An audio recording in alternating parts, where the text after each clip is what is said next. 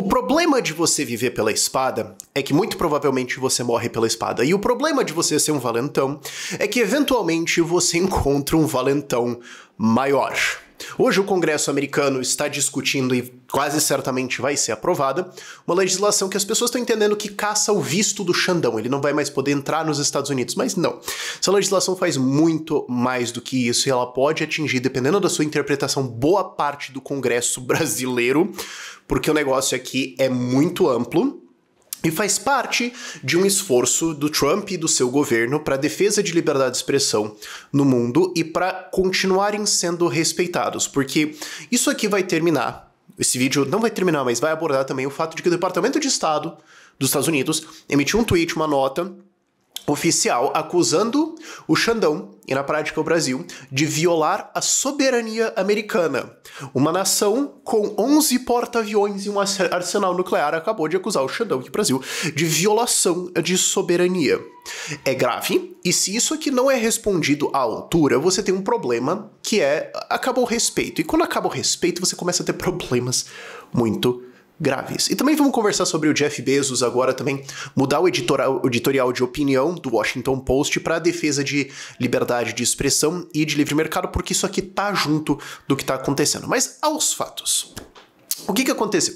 Nos últimos anos a gente viu a aberração de autoritarismo e censura vindo do STF e parte disso foi caçar empresas americanas e pessoas legalmente residentes nos Estados Unidos, como por exemplo no caso do Alan Santos e do Rodrigo Constantino, que foram censurados no Brasil.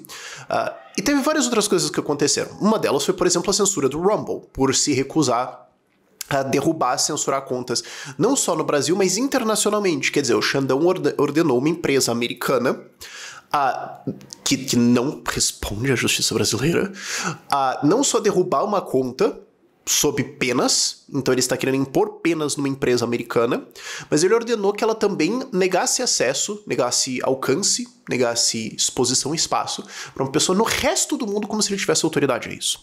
Quando ele foi lá e caçou o X, ou Twitter se você quiser, não só ele sancionou uma empresa americana por não obedecer ordens ilegais no Brasil.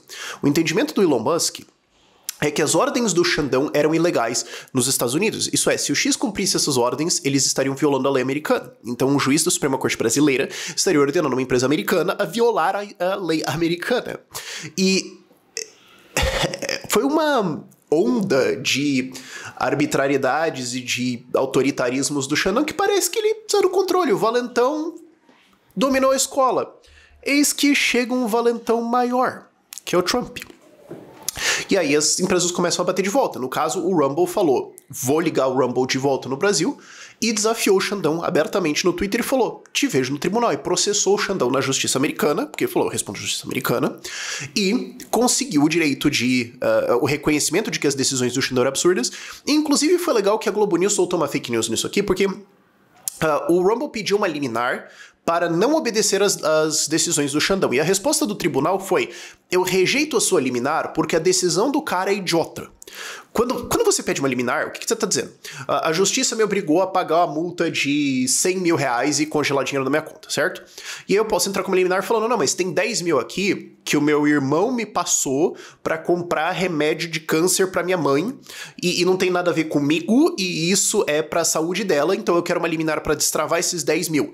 Então a justiça reconhece que a ordem original de bloqueio faz sentido, mas nesse caso, digamos, concede liminar falando, de fato, isso aqui não tem nada a ver, ok. No caso, a juíza falou, não tem sentido eu te dar uma liminar, porque aquilo que você quer ser protegido contra não faz sentido em primeiro lugar, portanto o seu pedido de liminar está indeferido porque dane-se essa merda inteira, certo? E a Globo News foi lá e noticiou simplesmente que o Rumble perdeu a liminar, como se eles tivessem perdido o caso. Eu já volto pra Globo News, ok? Mas isso nos traz ao fato de hoje, explicado no geral naquele gráfico, que é um dos princípios muito bons, gerais da sociedade da humanidade, que é o fuck around and find out. O quanto mais você faz, mais você descobre. E agora o Xandão descobriu. Tá sendo votado, e a essa altura que provavelmente já foi aprovado, uma lei, que é o No Censorship on Our Shores Act. Os Estados Unidos gostam de ter essas leizinhas com um nome bonitinho, ok? E o que ela faz, que foi noticiado, é que ela revoga o visto do Xandão. Não. O que essa lei faz, quando você vai lidar com lei americana, leia muito bem o fraseamento do que... Claro, em todas as leis, mas especialmente na lei americana. O que ela faz é que ela cancela vistos, proíbe entrada e deporta oficiais de governo ou pessoas atuando em nome de outros governos que impuserem censura em cidadãos americanos ou pessoas legalmente presentes nos Estados Unidos, ou ordenam, participam e direcionam ou dão suporte material para esforços para a censura. A tentativa, empreender um esforço de censurar um americano ou uma pessoa legalmente residente nos Estados Unidos já coloca você nessa lei. Então, naturalmente, o Xandão rodou. Porque ele, obviamente, censurou pessoas legalmente residentes nos Estados Unidos, nomeadamente o Constantino e o Alan Santos. Aqui acabou. Agora, todo o gabinete do Xandão rodou nisso aqui. Argumenta-se facilmente que todo o STF rodou nisso aqui, porque eu posso simplesmente falar, olha, o Xandão empreendeu leis ilegais dentro do Brasil para a censura de americanos ou pessoas legalmente residentes. E o STF, ao não fazer nada sobre isso, dado que a sua responsabilidade constitucional institucional era impedir esse abuso de autoridade, por conivência e omissão, participou dos esforços ao dar suporte material, ao participar disso, ao dar cobertura para que ele cometesse esses atos ilegais. Portanto, o STF inteiro pode rodar nisso. Mas, como eu falei, esforços. Existia um esforço no Congresso para aprovar o PL 2630, que era o PL da censura. O PL da censura fazia o quê?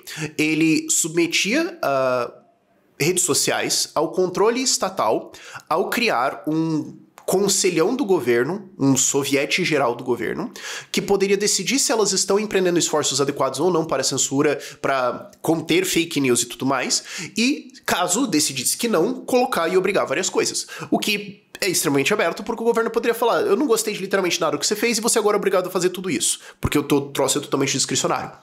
Basta eu argumentar que isso censuraria, sim, pessoas residentes legais nos Estados Unidos, e obviamente iria, e todos os deputados envolvidos no esforço para aprovar isso caíram nessa lei também. E todos os funcionários públicos, oficiais do governo, que apoiaram isso, caíram nisso também. Ah, então você quer dizer que é possível que alguém que só é funcionário público e apoiou essa lei no Twitter e tudo mais pode se enquadrar nessa lei? Sim. Eu não tô dizendo que vai, mas pode. Agora, vamos pra outra coisa aqui. Oi, Daniela Lima, tudo bom? E aí, Felipe Neto? Pessoas atuando, acting on behalf. Essa é a expressão que está na lei, ok? Deixa eu até dar o conferes aqui certinho, ok?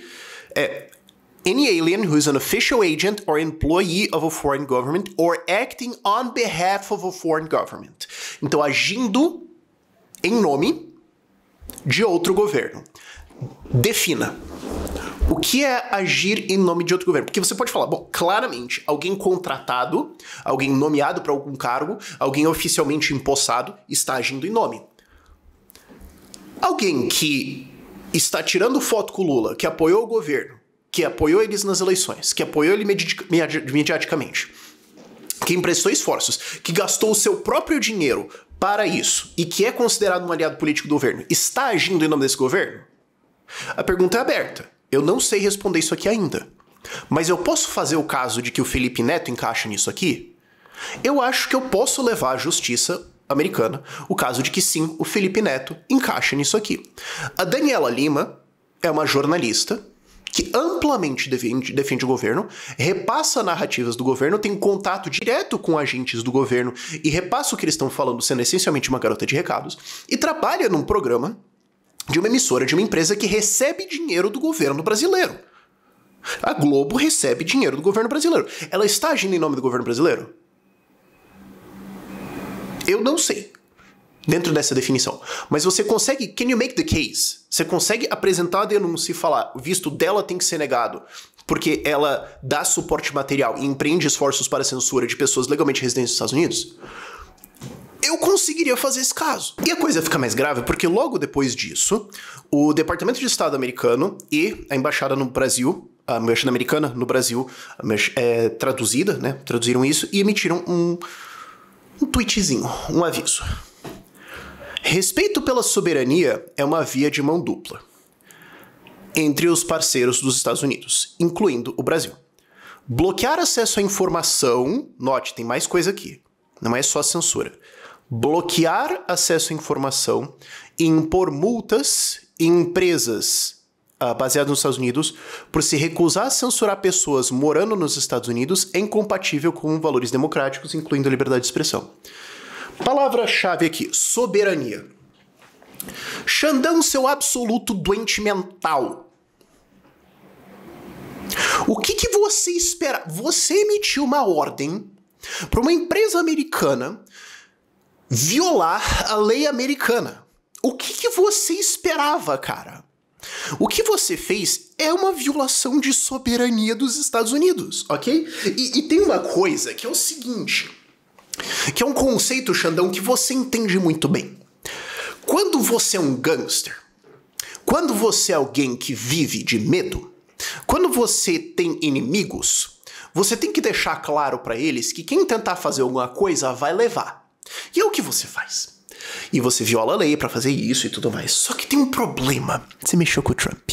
Você é um tubarãozinho, cara. Só que agora você encontrou um tubarão pré-histórico. E ele tá precisando de alguém pra colocar um exemplo. Porque, veja bem, foda-se o fato de que você existe. Eu acho que se você alinhasse 10 calvos na frente dele e falasse que um deles é você, ele não ia conseguir acertar qual é. O ponto é... O Trump está lidando com presidentes e agentes malignos, canalhas, bandidos e várias outras coisas de todo o mundo. Então, se você, xandônico, calvíssimo da República, vai lá e desrespeita ele, o que acontece? Você vai lá e viola a soberania americana e começa a dar esse tipo de ordem, essas coisas, e ele não responde com um pescotapa, todo mundo vai pegar essa ideia. Então não é sobre você, Xandão. Não é sobre você. É sobre você agora vai ser um exemplo. Você vai ser um recado para todo mundo no planeta. Assim como logo quando o governo Trump começou, ele mandou explodir os Houthis lá no Iêmen ou fez algumas coisas assim, ele tá mandando um recado para todo mundo que é o seguinte: faz e descobre. Esse calvo de merda aqui no Brasil fez o que ele fez. E agora nós estouramos com ele. Tiramos visto e vamos ferrar mais um monte de gente. Alguém mais tem alguma ideia? Alguém mais quer fazer alguma coisa? Alguém mais está se sentindo inspirado para desrespeitar a soberania americana? Porque eu vou transformar esse calvo abestado aqui num exemplo. Você, Xandão, agora vai ser um recado pro mundo inteiro. Você entende o problema? Respeito pela soberania. Vocês sancionaram uma empresa americana. E acharam que não ia dar nada. Se fode aí agora, cara. Mas vamos aprofundar isso aqui um pouquinho mais. Existe um conflito entre a esquerda e a direita finalmente, e aqui eu tô falando muito mais amplamente do que liberais e libertários. A direita mais técnica, profunda, já sabia isso há muito tempo, mas agora o eleitor de direita está entendendo muito mais que isso é um conflito no sentido de que, para um lado perder, o outro lado tem que ganhar, para um lado ganhar, o outro lado tem que perder. E o lado que quer ganhar da esquerda, eles não são tolerantes, eles não querem conversar. Eles querem impor. Não é sobre cuidar dos outros, sobre cuidar dos pobres e tudo mais. É uma ala autoritária de esquerda que te odeia. Realmente, profundamente te despreza. E que ela entendeu que não consegue viver, não consegue existir e ter vitórias eleitorais num ambiente de liberdade de expressão. Que para eles fazerem o que eles precisam fazer, o que eles querem fazer, que é impor cultura woke, que é defender ditadura de esquerda para todo lado, que é impostos altíssimos, que é o que a gente viu na pandemia, controle de sociedade. Eles entenderam que para isso eles precisam colocar censura. Então, todas as outras batalhas viraram uma batalha de liberdade de expressão. E isso foi 100% a esquerda que fez. Foi a escolha deles. A gente não causou isso. E aqui a gente tá falando todo mundo de direita, largamente falando. A gente não procurou isso. Eles que resolveram que seja assim. Então, o Trump entendeu isso, dado tudo que fizeram com ele. Ele voltou bem poucas ideias de vingança. O Musk entendeu isso. Ele perdeu um filho pra isso. Ele foi caçado por isso. Outros caras, Jeff Bezos entendeu isso, já falo dele agora também usando o Washington Post, que é o jornal dele. E as direitas pelo mundo estão entendendo isso. Então, não é só sobre essa lei. É sobre entenderem que não é só defender liberdade de expressão no seu país, é defender liberdade de expressão no mundo inteiro, porque onde quer que liberdade de expressão seja atacada vai ter uma vitória de esquerda, e essa vitória de esquerda vai se transformar em autoritarismo, ditadura e exportação de censura e de autoritarismo para todos os lados. Que é o que a gente vê nos regimes de esquerda, eles fazem isso. Então, novos esforços do Brasil provavelmente serão enfrentados aqui. Não só porque é o Brasil, porque assim, convenhamos, isso eu sei que machuca um pessoal de falar, mas assim, internacionalmente o Brasil beira a irrelevância. Os Estados Unidos não se importam, mas assim, tem a Amazônia, minérios, a China liga para o nosso agro, ok, eles não ligam pra gente, eles ligam pro nosso agro. Mas assim, fora isso, o que a gente é no mundo, certo? Agora, virou um símbolo disso. O J.D. Vance, o vice-presidente dos Estados Unidos, que eu não gosto de algumas coisas nele, eu não gosto da visão dele da Ucrânia, por exemplo, mas o fato é que ele foi pra Europa e falou, cara, eu não quero mais saber desse negócio de censura, não quero mais ouvir isso na minha cara, chega. E a União Europeia parou.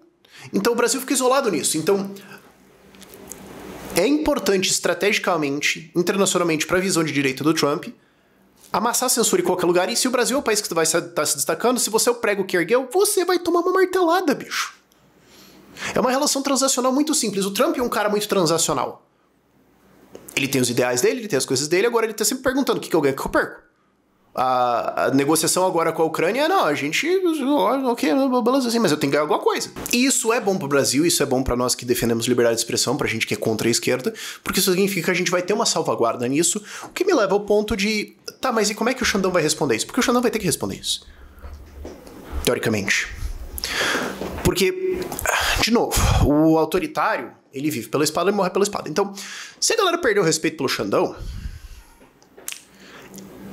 ele tem um problema. Ele tem que, de alguma forma, colocar alguma coisa, sinalizar alguma coisa, fazer alguma coisa. E, como eu já falei em vídeos prévios, é conveniente, inclusive, pro Lula esse conflito, porque o Lula pode, então, se colocar de vítima. Ó, tá vendo? Os imperialistas americanos querem atacar a soberania brasileira, blá. Eles testaram isso com aquela história do Brasil dos brasileiros, não deu tão certo quanto eles gostariam, mas claramente tá no radar deles esse tipo de nacionalismo tosco, no sentido ruim. Então, existe um incentivo pro Lula entrar no conflito para ele se arranjar um problema. Existe um incentivo pro Xandão entrar no conflito e se arranjar um problema, mas o problema é que, assim, daqui eu te dou outra, eles não aguentam. O que os Estados Unidos podem voltar na gente é muito maior do que o Lula ou o Xandão podem fazer. Não sei como é que vai ficar a guerra de narrativas disso, a gente vai ter que ver ainda. Mas eu tô preocupado de o que o Brasil pode sofrer quando o Xandão retaliar isso aqui. Porque a alternativa é ele só falar, deixa quieto. O que eu acho improvável. Eu ficaria surpreso se ele não retaliasse nada nisso aqui. Se ele não, de alguma forma... E eu não sei. Ao longo dos últimos dias, teve vários recadinhos que foram passados do STF de puxar o Itamaraty pra tentar responder e alguma coisa assim. Não sabemos qual vai ser a resposta aqui, mas de novo eu vou ficar muito surpreso se o Xandão fizer nada. Agora, pra encerrar, tem uma coisa aqui que eu acho que também falou muito e conversa com o vídeo que eu gravei ontem, que eu tava exausto, mas enfim. Que é o Jeff Bezos, da Amazon, e também dono do Washington Post, mandou uma nota para os funcionários do Washington Post e falou, olha, deixa eu até ler aqui para vocês. Olha, agora nós vamos defender na nossa coluna de opinião 2 pilares. Liberdades individuais, personal liberties, e livre mercado. A gente vai cobrir outros tópicos, claro, mas visões opostas a esses 2 pilares vão ser publicadas por outros, ou seja, não na minha casa. Eu vou lá, antigamente, né, um jornal, especialmente quando era um monopólio local, tinha importância, né, podia ser visto como a importância de ter o serviço de levar aos leitores várias visões diferentes. Hoje a internet faz isso. E eu sou pela América e eu sou da América e pela América e com orgulho. E o nosso país não chegou aqui sendo típico. Boa parte do sucesso dos Estados Unidos foi por causa da liberdade econômica e liberdade no campo econômico e em todos os outros. Liberdade ética. Ela minimiza a coerção e prática. Ela gera criatividade, invenção e prosperidade. Eu ofereci ao editor, em resumo aqui, eu ofereci ao editor, vamos fazer isso, o editor falou, eu demiti o cara e estou procurando outro. Eu estou confiante de que livre mercado e liberdades individuais são certas para os Estados Unidos, para a América, e eu acho que esses pontos estão subservidos no atual mercado de ideias e de opiniões. E eu estou empolgado para que a gente ocupe esse espaço. Então, basicamente, o Washington Post agora vai defender liberdade. O Jeff Bezos é um libertário? Tem algumas coisas dele que não. Mas, no geral, isso aqui é muito bom de se ver. E um veículo desse tamanho defender liberdade é muito importante porque, por mais que jornais estejam morrendo, jornais estão morrendo por um motivo. Porque eles são incompetentes, porque eles mentem, porque eles são imprecisos, porque eles defendem estatismo, porque eles se subservem ao governo. E você chegar com um jornal que vem e fala de liberdade, que fala realidade, é por isso que a Oeste cresceu. Eles notaram um espaço e ocuparam esse espaço. A mesma coisa do Jeff Bezos. Ele falou, essas ideias são as corretas, as ideias são as justas, são as ideias éticas, e eu acho que ninguém reporta isso. Eu acho que elas estão undersupplied, tem pouca gente produzindo isso, então eu vou produzir. Quem não gostou, afuera. E a propósito, se você quiser ajudar essa onda de liberdade a acontecer no mundo, eu vou colocar esse em algum ponto no vídeo que eu não sei agora, mas enfim, o Students for Liberty, que é uma organização, a maior organização do Brasil de treinamento de lideranças e defesa pela liberdade para juventude até 30 anos de idade, está com as inscrições abertas. Então, se você quer ajudar a liberdade a acontecer no Brasil, porque se você também não fizer isso, os socialistas vão ganhar, se você quer ajudar a fazer isso, o link vai estar aqui nos comentários do vídeo pinado, ok? Mas voltando pro vídeo, seja lá qual argumento que eu tava fazendo, eu só lembrei de gravar isso aqui depois. E tem alguns palhaços que vão falar, mas isso é censura do jornal, ele tá usando pro interesse. Sim, o jornal é propriedade dele, não gostou, não lê. É diferente de uma opinião do governo que você é obrigado a seguir. Não gostou, não lê. Não quer assinar, não paga. Fim. Agora, um cara desse tamanho falar, agora eu vou usar um veículo pra defender liberdade, é gigante. Talvez a galera mais jovem, e eu tô falando isso do alto dos meus 34 anos, de dar uma rajada de branco aqui, não lembro o que foi o John Stossel. O John Stossel foi um jornalista, ele tá vivo ainda, teve um programa na televisão em que ele falava de defesa do livre mercado. Ele influenciou uma geração. A galera da minha idade, 30 a mais, veio por causa do John Stossel. Claro, tem outras coisas, o movimento Ron Paul e tudo mais, mas quase todos eles falam assim, eu adorava aquele cara, os programas dele falando negócio, explicando, legal pra caramba. Então o Bezos entrar nisso aqui significa que não é só ele falando. Fala, agora nós vamos contratar gente assim. Agora nós vamos bancar gente assim. Quer dizer, antes tinha aqueles departamentos de DEI, os departamentos de diversidade, que era basicamente um jeito de financiar uma militância gigantesca de esquerda. O Trump ia acabar com esses departamentos de DEI, cortou o financiamento, desmonetizou a galera de esquerda, porque agora eles foram demitidos, eles não conseguem mais produzir qualquer outra coisa útil na sociedade, porque antes eles também não estavam produzindo nada útil para a sociedade, mas agora não tem gente quem pague. Então isso aí pode falir um monte de gente. Agora o Jeff Bezos falando, eu vou contratar gente que defende liberdade. Vocês têm efeito, vocês não sabem o que é efeito disso? De você ter gente profissionalmente agora defendendo a liberdade, explicando as ideias, levando isso pra frente. Isso aqui pode ser uma coluna de opinião, mas pode expandir muito. Se tem alguma coisa que o Jeff Bezos sabe fazer, é pegar um negócio e crescer esse troço. E ampliando mais, isso... Deixa eu só ver se eu ainda tenho tempo. Tem. Ampliando mais, isso me leva ao ponto da dignidade burguesa da Deirdre McCloskey. Deirdre McCloskey é uma economista americana, tá no Cato Institute. Ela tem uma tese interessante, ela tem várias teses, mas uma tese muito interessante é que ela fala, olha, um dos fatores importantes para o crescimento do capitalismo nos últimos séculos, para o desenvolvimento da prosperidade, da base industrial e da riqueza e de todas as coisas boas que nós tivemos disso, tem livre mercado, tem baixos impostos, tem tudo isso, tem institucional, tá.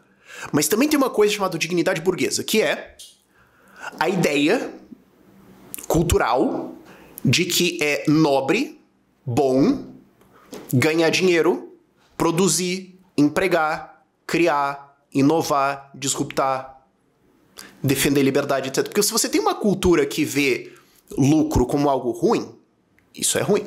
Se você tem uma cultura que vê empregar, etc., como um cara... É o Brasil. Isso é contraproducente. Então você pode ter todo o resto, mas se culturalmente você odeia isso, você tem um problema.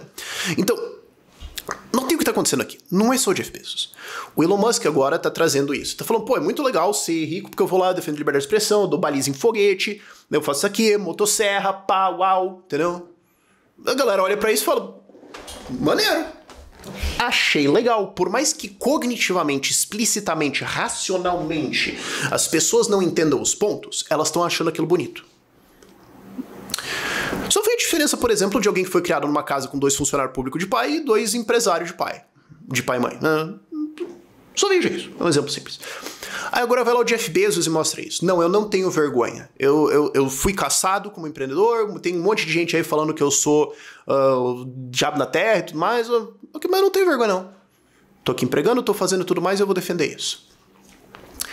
Se isso cresce, não só na cultura das pessoas, mas as pessoas que já têm essa cultura perdem o medo e a vergonha, porque sim, hoje existe um medo e vergonha de empreendedores, de empresários, de investidores, de quem tem dinheiro, de quem tem sucesso. Existe um medo dessa galera de falar disso, porque daí a esquerda vai vir aqui me encher o saco, vai dar problema. Então eu não vou falar de política no meu canal, não vou me envolver nisso, porque daí, parte da minha clientela não vai gostar e tudo mais. Então isso existe.